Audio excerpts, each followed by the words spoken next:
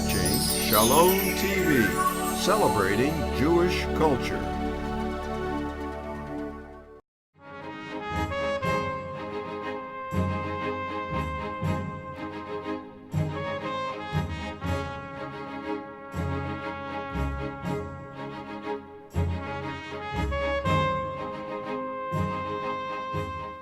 Thank you very much, Mr. Linde. I take this opportunity to congratulate you for your new position as the editor-in-chief of the Jerusalem Post. As you said correctly, for many in the world, for many Jews across the world, and even for many Israelis, the Jerusalem Post has been for many years a landmark, a major speaker for the Jewish interests, for the state of Israel, and for the sense of solidarity which exists between us and Israel, and many who wish they could read Hebrew but speak more fluent English to be able to communicate with us through the Jerusalem Post. I congratulate the Jerusalem Post, the publisher, Eliezer, for the first, what will become the annual conference of the Jerusalem Post. And it is very appropriate that you chose to start this first conference just a couple of days after the Day of Independence of the State of Israel, because the Jerusalem Post walks alongside the independence of the State of Israel, the strengths of the State of Israel, the celebrations of the State of Israel, and that's why we are so proud, as I'm sure the distinguished guests that you brought here to participate in this conference. Mr. Linde mentioned, to the joy of many of you, that Jerusalem is the capital of the world, and that New York is the capital of the universe, which reminds me that once upon a time, not too far ago, the mayor of New York was Rudy Giuliani, and I was the mayor of Jerusalem. And we have established good personal relations. I like Rudy very much. I think he was a great friend of Israel. He still is a great friend of Israel, and a great friend of Jerusalem. In the entire period of his service for 8 years as mayor of New York, he never left the city except for 3 times. In all these 3 times, I mean, he never left America while he was mayor of New York, except for 3 times. In all these 3 times, he came to Jerusalem, not to any other place in the world. And whenever we spoke, he used to say that that New York is the capital of the world. And I got a little bit upset. I said to Rudy privately, I said, Rudy, we have to work it out. With all due respect, New York is not even the capital of America. He says, that's true, but it's capital of the world. Listen, I say to him, in that case, if you declare, especially in front of me, in front of a big audience in New York, that New York is the capital of the world, you have immediately to add that then Jerusalem is the capital of the universe. So he agreed, and we did it several times. So I just want to correct Mr. Linde. Jerusalem is not the capital of the world if New York is the capital of the universe. It's the other way around. But it brings me into one of the issues which I'm sure will be mentioned or discussed directly or indirectly in this event. What is the real status of Jerusalem? And what is the Jerusalem that we are talking about when we talk about the indivisible Jerusalem? Of course, for us, for every Jew, Jerusalem is indivisible. But Abu Dis, Is Abu Dis part of Jerusalem? Is it really worthy to pull in all the energies and all the resources and all the power and all the convictions and all the determination of the Jewish people to fight for the unity of Abu Dis and Jabal Mukaber as part of Jerusalem? Was it part of Jerusalem 70 years ago, 80 years ago, 100 years ago? Is it that part of Jerusalem for which Jews were praying for 2,000 years when they prayed to God that God will return us back with great compassion into the city of Jerusalem? So I'm not certain that when we talk about Jerusalem, when we all talk about Jerusalem and we talk about the indivisibility of Jerusalem, that we understand each other accurately.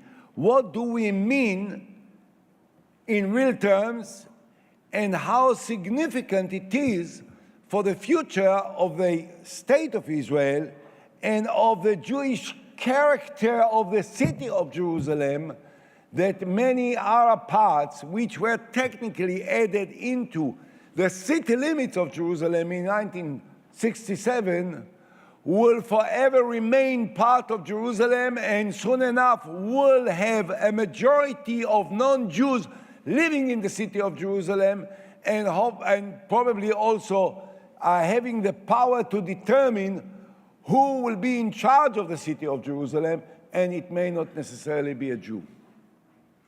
Now, I just bring this one issue into the fore, and I think that we have to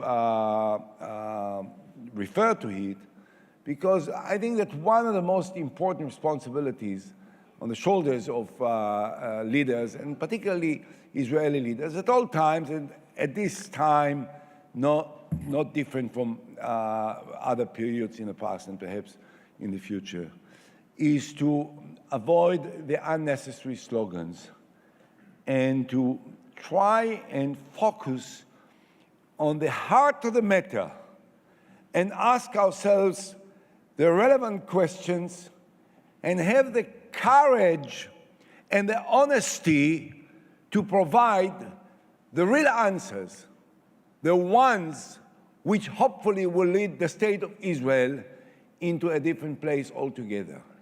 And we need to move. I heard that we are very well respected across the world. It is almost true. It was so a few years ago. It is not necessarily the same today, and it is in the hands of the state of Israel. It is in the hands of the leaders of the state of Israel to make Israel a lot more popular and acceptable, if we will have the courage to address ourselves to the issues that are on the agenda, which interest the international community about the state of Israel. And I think that first and foremost is the issue of the relations between us and our neighbors. The fact is that at the present time, we use excessive slogans. We want peace. Of course we want peace. We want a two-state solution. A few years ago, I had you talked about a two-state solution, you would have been called a traitor. Today, all of us understand that this is the only realistic way to resolve the historical conflict between us and the Palestinians, and to protect the democratic Jewish nature of the state of Israel, which is what we desire and want and pray for and wanted and fought for and died for all our lives. This is what we want.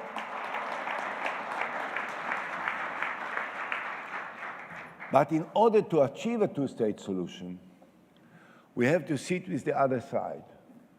And in order to sit with the other side, we have to be prepared, not by a lip service, not by empty slogans,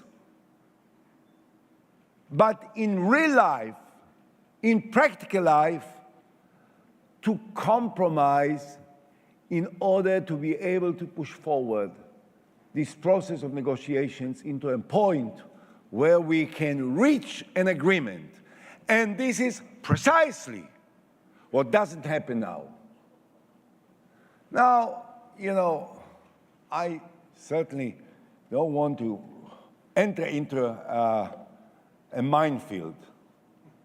There are some military personalities here, the greatest military personalities Israel ever had, maybe, with the former chief of staff, the former head of Mossad, the former commander of the Air Force, and they're more used to going in those minefields. I'm not.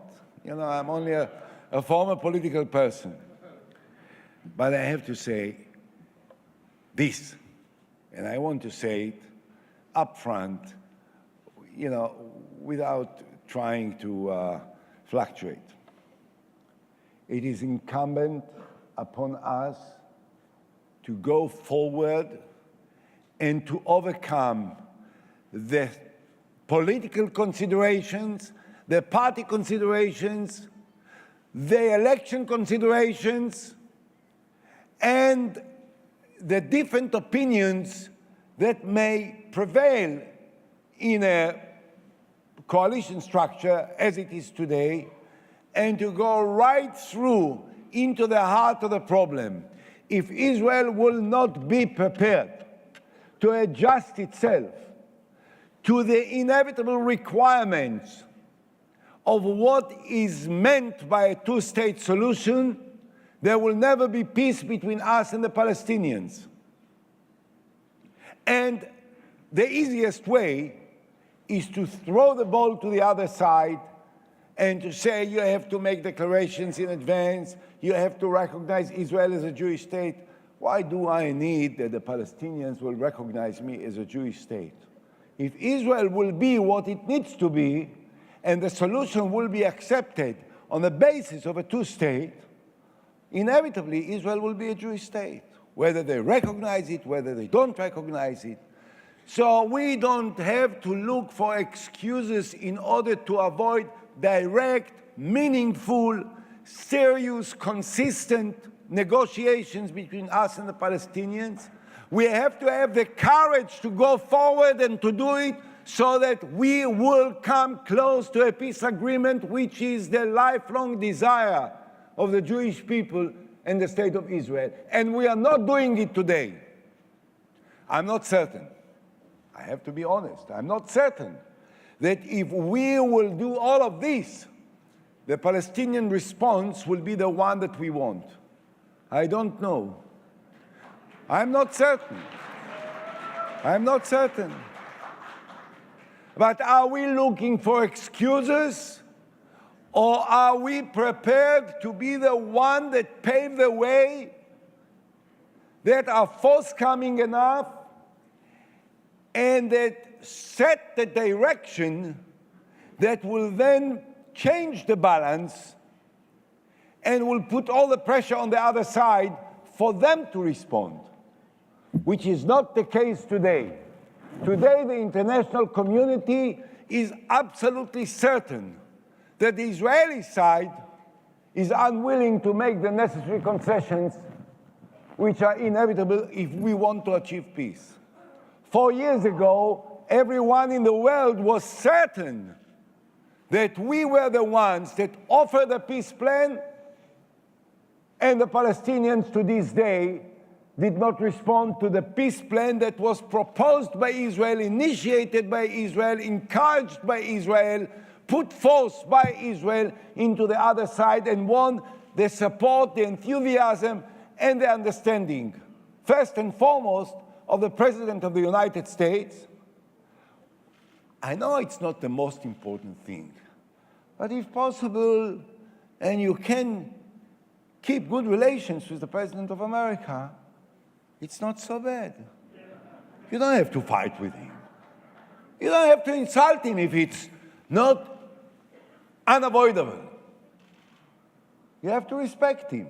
He is the president of the most powerful nation on earth and happens to be a friend of Israel, the former president and the present president. So let's respect them rather than fight with them. and try to reach an understanding with them.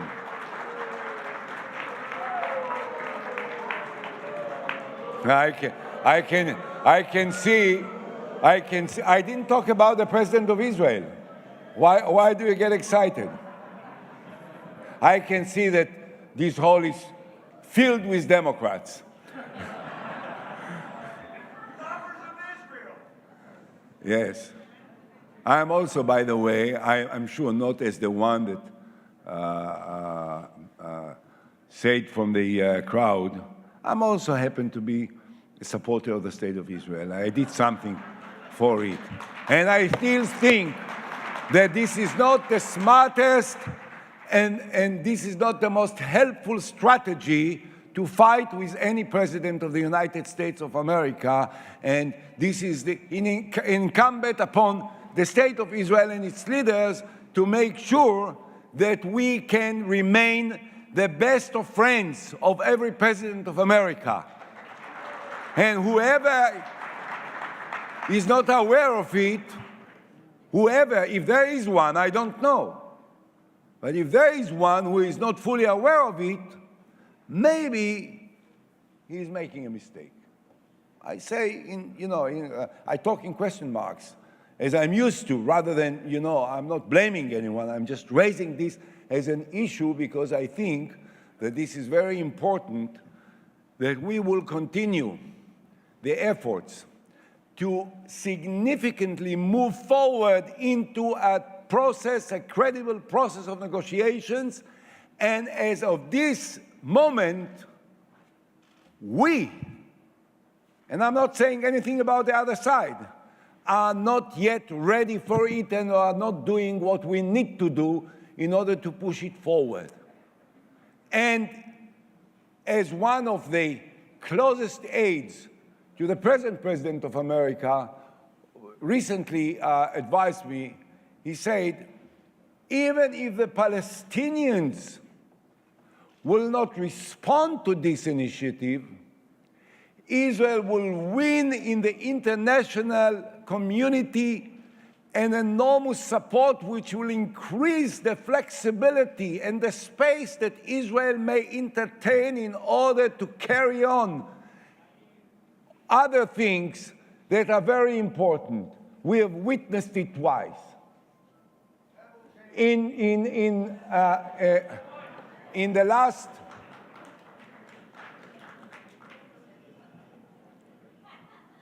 I wonder, there are so many potential writers to the Jerusalem Post. Why do they have to waste their voices in making some comments? They can write it. In two different occasions, in the last 6 years, we saw that this strategy is very helpful to Israel. We were engaged, by the way, in two major efforts against terror, one in the north and one in the south. As a result of these efforts, there is no more terror in the north. For 33 days, we were fighting and destroying the basis of terror in the north. There was not one country in the world, including one Arab country, except for Iran, that criticized the state of Israel. And you know why?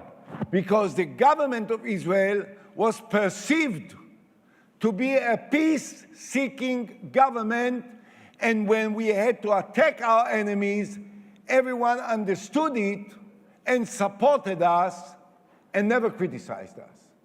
The same was with Cast-Lead operation. I wish that the days when 6 prime ministers, the leaders of Europe, would come to have dinner at the home of the Prime Minister of Israel will be repeated. Not at a time when Israel surrendered, not at a time when Israel made concessions, but at a time when Israel was attacking the other side mercilessly, without hesitations. And here sits the former chief of staff who was commanding this military operation, and not one country in the world came out against Israel. On the contrary, they all came to Jerusalem to congratulate us for our determination and courage in fighting terror. Why? because the government of Israel was perceived to be peace-seeking government. So even if the other side doesn't respond positively, at least we win the support of the international community. Let's not forget it. Now, I know that there is another issue, and this is the issue of the Iran, which has been lately discussed extensively in the international dialogue between Israel and Arab countries and Western countries, and particularly the United States of America.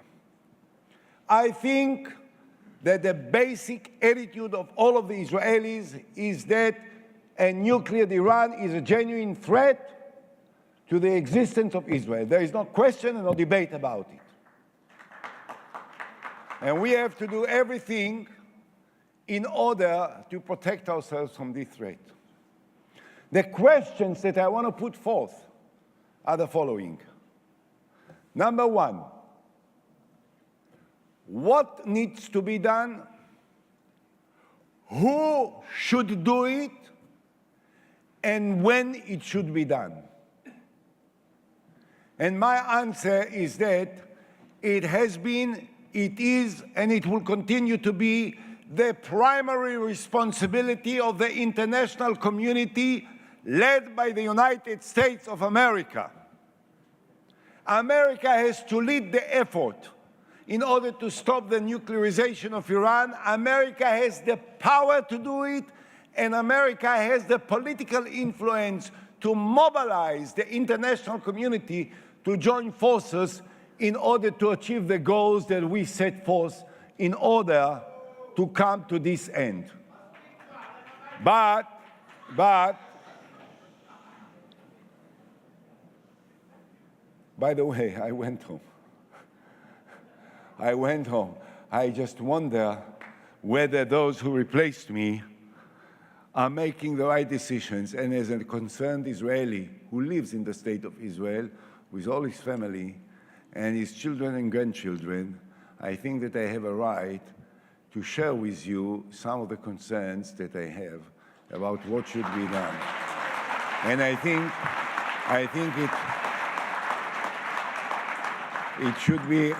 it should be respected. I love very much the courage of those who live 10,000 miles away from the state of Israel and are ready that we will make every possible mistake that will cost lives of Israelis when they encourage us to be brave from a distance of 10,000 miles. Thank you very much. My answer to these three questions is as follows. America has to be the one that leads this effort. I think that there is enough time to try different avenues of pressure that may change the balance about Iran without a need for a direct military confrontation that at this time is not the right time, and it may not necessarily lead to the outcome that we think is essential in order to protect the state of Israel. And finally, I want to say one more thing, and this is about the language that we use. If indeed, as some people say, Israel is so powerful as to face Iran, which is a major country with 80 million people, with a very strong, powerful, and highly developed army, if we are so strong, then why at the same time we pretend that we can face this powerful nation and, if necessary, defeat it and compare it to the tragedies that are unparalleled of the Second World War? Why do we have to speak from a position of fear when we can speak from a position of power and determination? Why do we have to remind that which will never be repeated, which happened 70 years ago, 65 years ago, when there is a state of Israel which is one of the most powerful and strong nations in the world, which has the power to defend itself, which may be forced to defend itself against Iran, if and when the time will come to do it. At the present time, it is incumbent upon America, and I suggest that we will have this dialogue with the United States and the international community with quieter tones.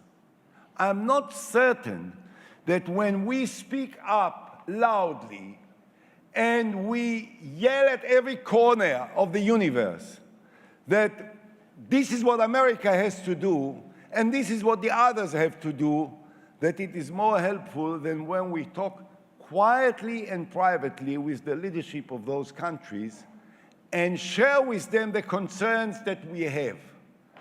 Let's face it, America is in a position where it is not always very comfortable for her to act as if it responded to the pressure of one country that demanded America to do this or that.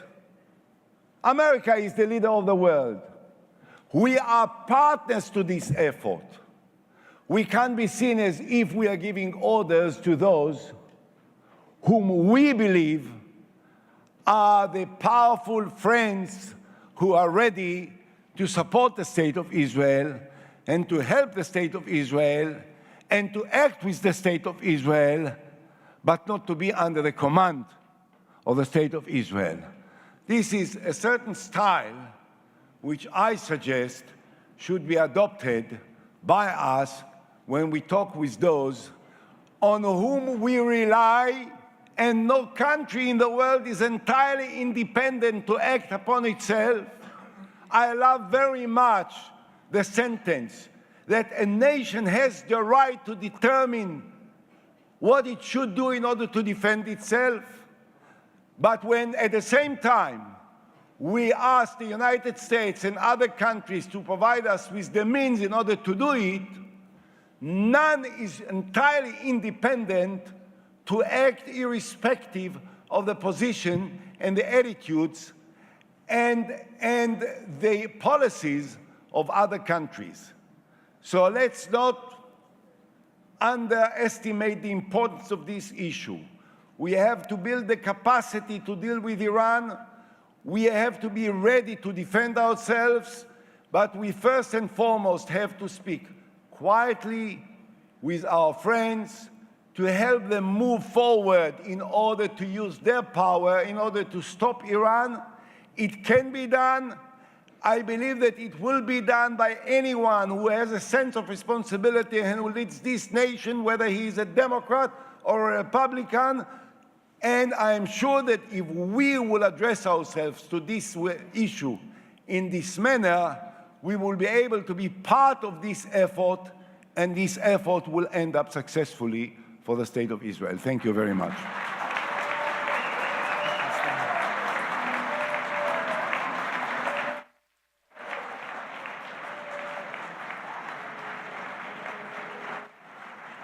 Thank you very much. Thank you very much, Mr. Olmert, for that passionate and provocative speech. We hope to have you as a keynote speaker at our second Jerusalem Post annual conference in London next year. It is now my pleasure to invite our only cabinet minister here with us today, Environmental Protection Minister Gilad Erdan.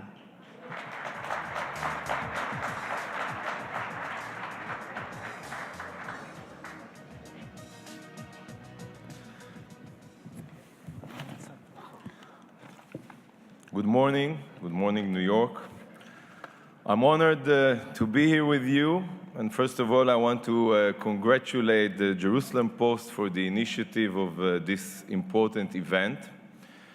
After listening to former Prime Minister Olmert, I must tell you that the only thing that is common now between me and Mr. Olmert is that we were born at the same date.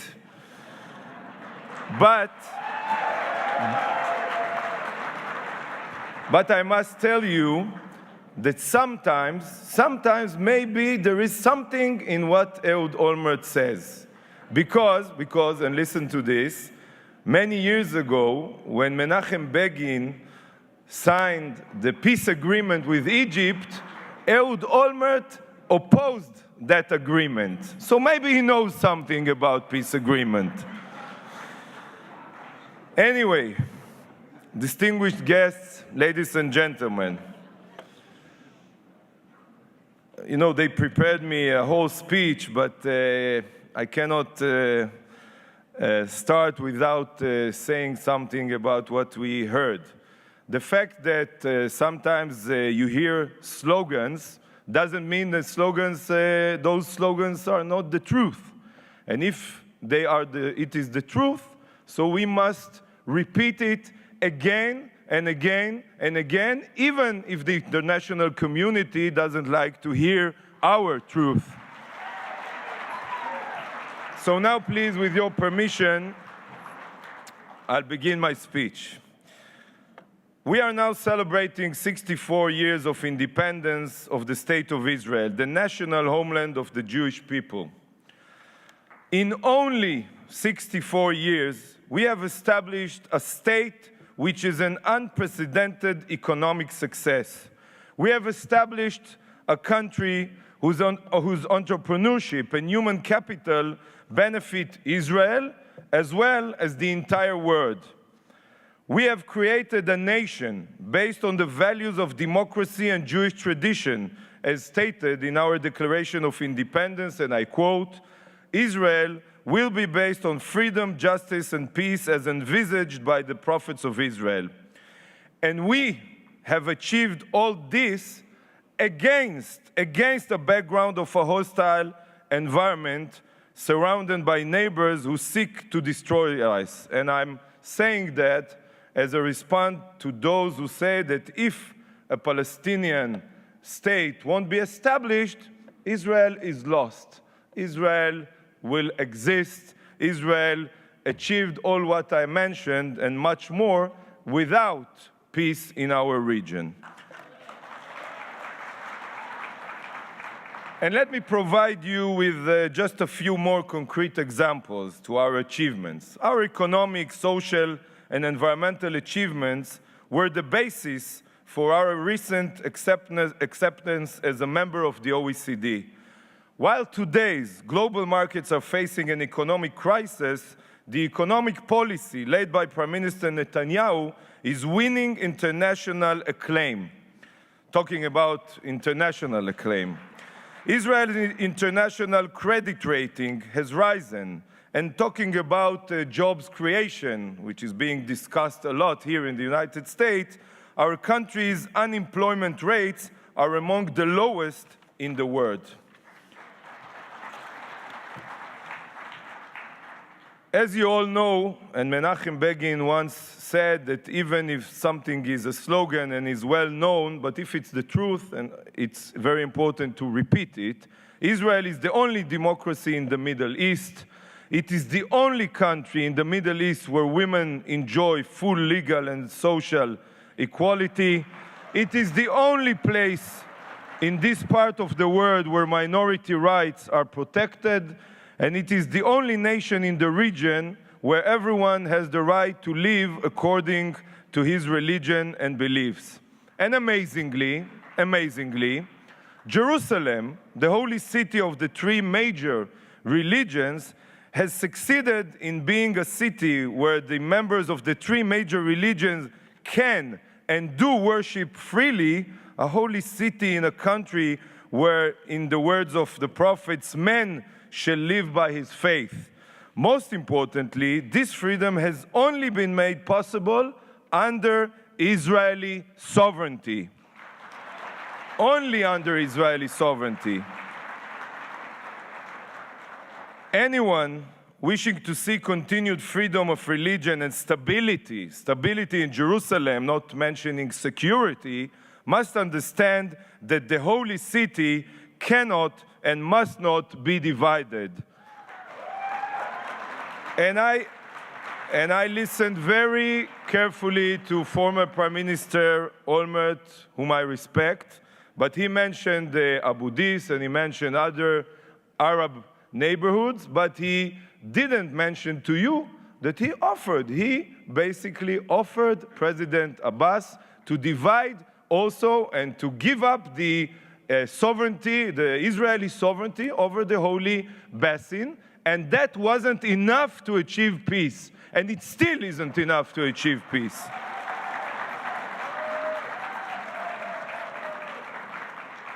So no one can challenge our right to the land promised by God to the people of Israel. And if it's a slogan, I'm proud to say this slogan.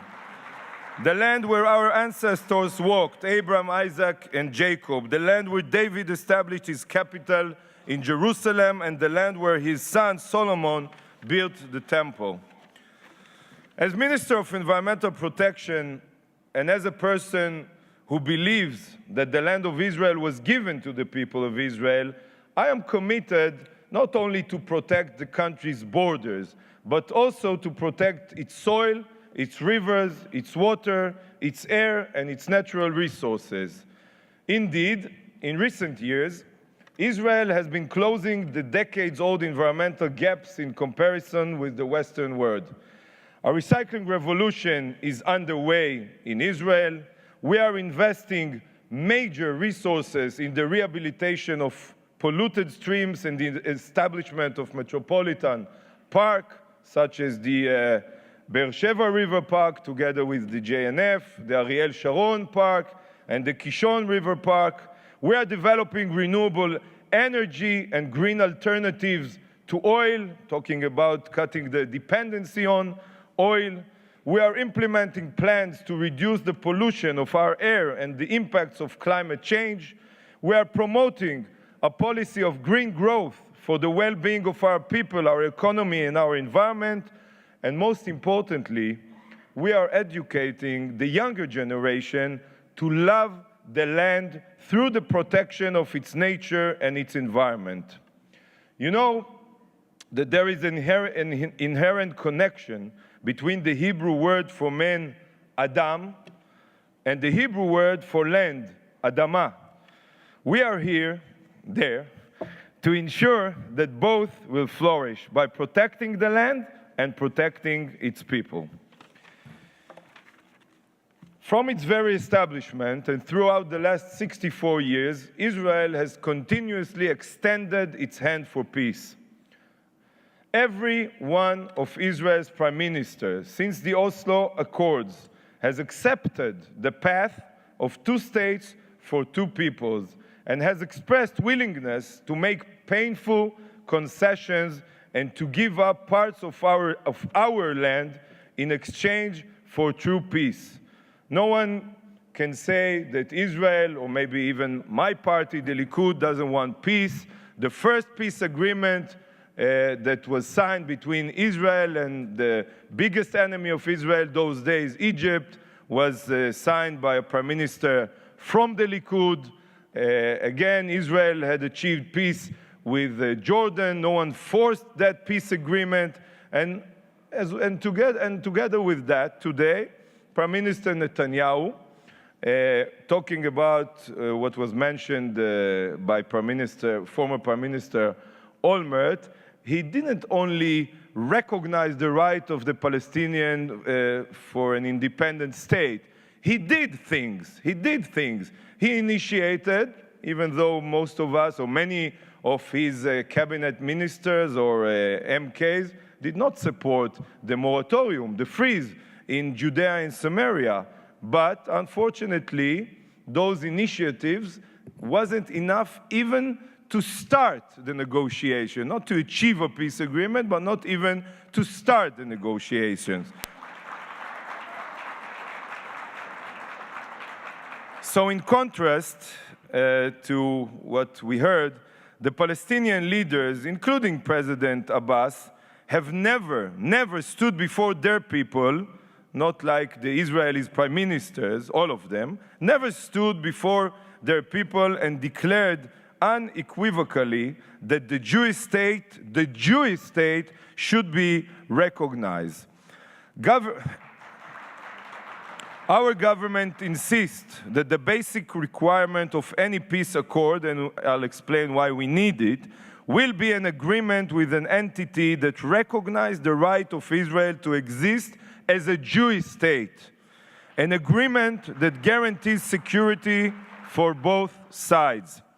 This principle is especially valid during these times of instability in the neighboring Arab countries. If we are asked to give up parts of our homeland where Jews have lived for thousands of years, Hebron, not to mention Bethel, Shiloh, which are mentioned in the Bible, and we don't see any differences between those places to places like Tel Aviv or Jaffa or any other place where Jews were living since 1948. So if we are asked to give up parts of our homeland where Jews have lived for thousands of years, despite the risks to our security, we must be secure in the knowledge that what we receive in return will be a true and lasting peace for generations to come. We must know that we have a partner who recognizes also our future right to this land.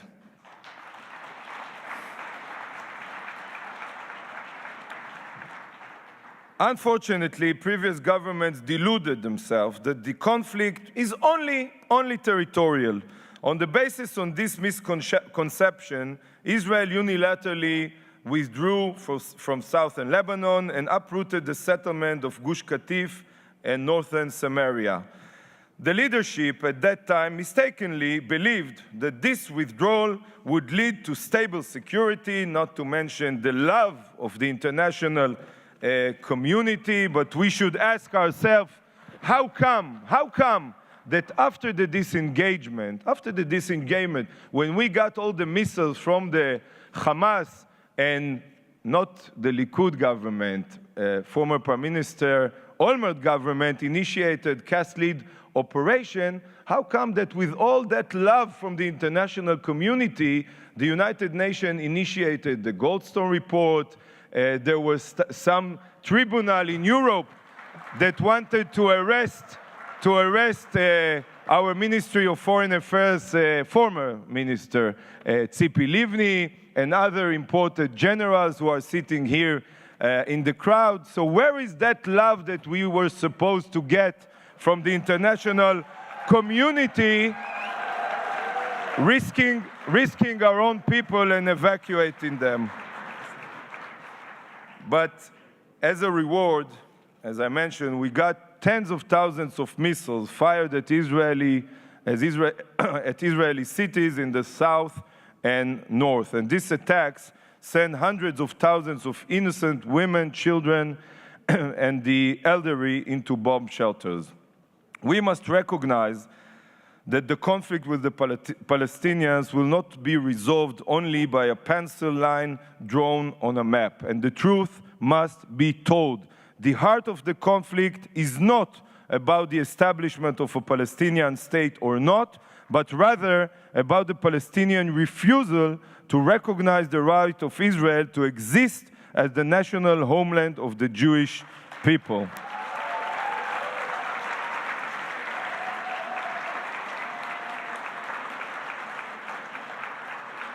Because I'm being pushed for the time, so maybe I'll answer later on the Iranian issue that former Prime Minister Olmert mentioned, and I will only give you an example as Minister of Environmental Protection for our relationship with the Palestinian Authority. As Minister of Environmental Protection, I was met with outright rejection by the Palestinian Authority ministers to hold even professional meetings on matters relating to my ministry. Even when it comes to a fundamental issue such as water, which we consider sacrosanct, holy, in light of the scarcity of the water reserves in our area, we encounter total Palestinian refusal to cooperate. I would like to emphasize that as a world leader in water reuse and water technologies, Israel is ready and willing to share its knowledge with its neighbors. We see water, because it's an existential need, as something that is out of the conflict. We make a clear distinction between the political debate and basic human needs. And it is important for us to remember, blaming Israel for everything that happens in Judea and Samaria. It is important to remember that prior to 1967, only 10% of the Palestinian villages in Judea and Samaria were connected to running water. Today, 95% of them are connected, an even higher percentage than in some European countries, and certainly more than in Arab states. And we should also know, you should also know, that Israel supplies 60% more water to the Palestinians than our obligation in the Oslo Accords. So our concerns for human needs, I must give you another example for that. Our concern for human needs also extends to energy. And it is for this very reason that Israel is continuing to supply electricity to the residents of the Gaza Strip, even to Gaza Strip, despite the fact that we have not been there for 7 years, and despite the fact that the Hamas continues to seek our destruction. Yet, in the face of this reality, the Palestinians insist on making cynical use of civilian issues such as water in order to strike out at Israel through a fabric of lies instead of improving the quality of life of their citizens. The total disregard of the Palestinian leadership for improving the quality of life of their people conflicts with the new wave of awakening of the citizens of Arab countries seeking a better quality of life. The State of Israel, of course, supports the desire of the citizens of Egypt, Syria, Tunisia, and Libya, who are fighting for regime change in order to improve their lives. But we look forward to the day when Israel will not be the only democracy in the Middle East. Can you give me 2 more minutes? However, as we celebrate our Independence Day, we must not forget that our independence to provide our citizens with security is our foremost responsibility. We must not forget that one of the strongest alliances in today's Middle East is between Assad's reign of terror and the reign of darkness of the Ayatollah in Iran. The Iranian regime supports Hezbollah in Lebanon and Hamas in Gaza and aids terrorist activities against American forces in Iraq and Afghanistan. This is the self-same regime that is trying to achieve nuclear weapons capability. And dear friends, our time is running out, and it may well be that history itself is now being determined. Together, we face one of the most threatening dangers to humankind, a fundamentalist Islamic regime with a nuclear weapon. The frightening scenarios of the ramifications of a possible attack against Iran, which you heard before and you probably will hear from other speakers, those ramifications of a possible attack against Iran nuclear facilities are a subject of a great concerns to many. However, and I emphasize, almost nobody relates to the alternative risk. And the alternative risk is a nuclear Iran. And a nuclear Iran, which you won't hear in the media scenarios, what will be at the day when Iran will hold a nuclear weapon. A nuclear Iran would give immunity to terrorist organizations, and there is no guarantee that nuclear weapons will not find their way into terrorist hands. This is a nightmare scenario which is too terrifying to even consider. There are those who contend that the Iranian regime is rational. Maybe you'll hear it later.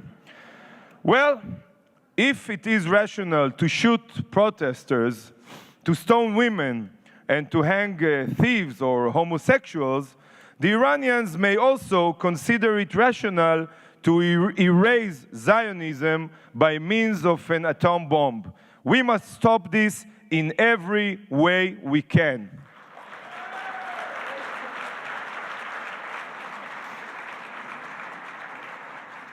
Prime Minister Netanyahu helped the world understand, and sometimes he is being criticized, but no one can tell you that he heard Prime Minister Netanyahu saying that Israel will attack Iran, or when Israel will attack Iran.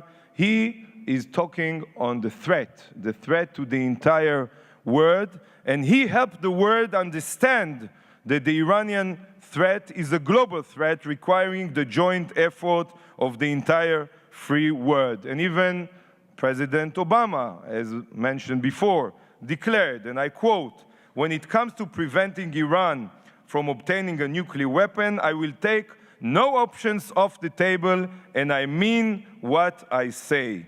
And of course, we are heartened by this statement and welcome it. And the US and the EU have used their diplomatic capabilities to apply more stringent economic sanctions against Iran.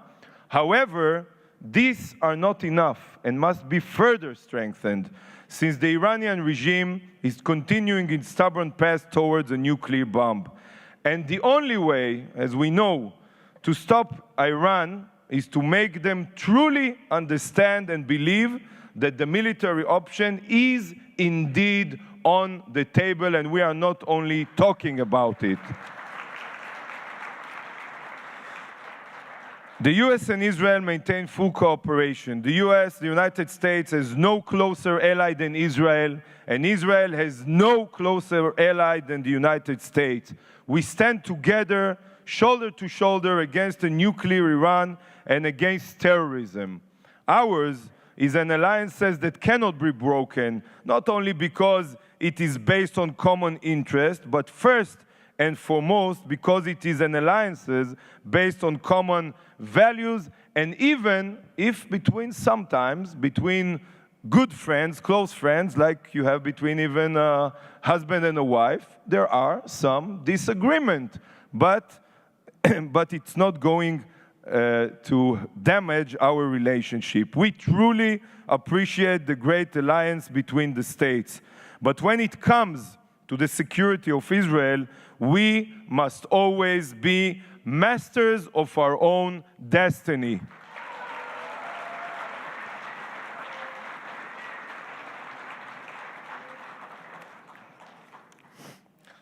The state of Israel, this is the end, Steve.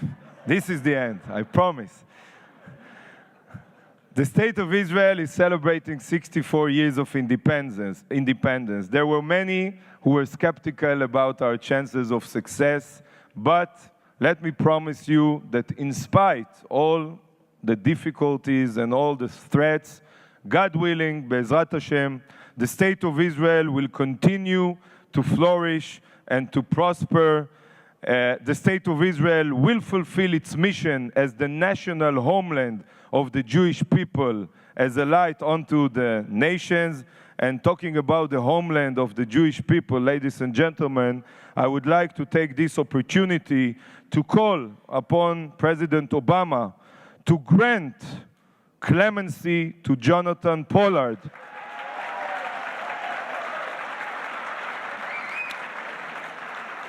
After 26 years,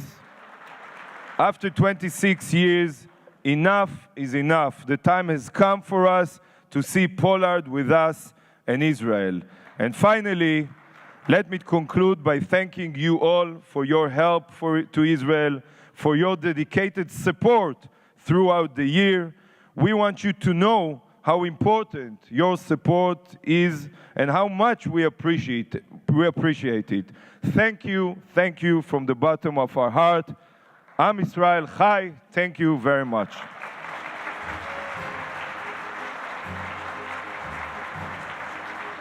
Thank you very much.